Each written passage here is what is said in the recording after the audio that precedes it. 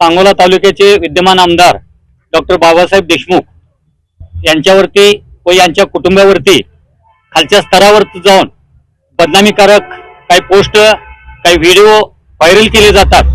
याचा निषेध तर आम्ही सुरुवातीला करतोच, परंतु आज आम्ही सांगोला पोलीस स्टेशनला या बाबतीत सखोल चौकशी करण्याची निवेदन आम्ही आमच्या सर्व कार्यकर्त्यांनी या ठिकाणी दिलेलं आहे।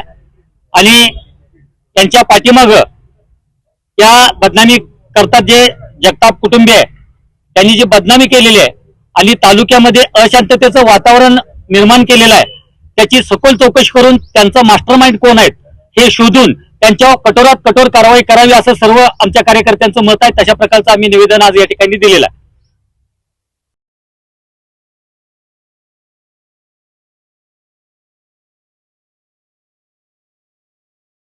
जनमत सबस्क्राईब करा, लाईक करा, शेअर करा। आपल्या हक्काचं आपलं न्यूज।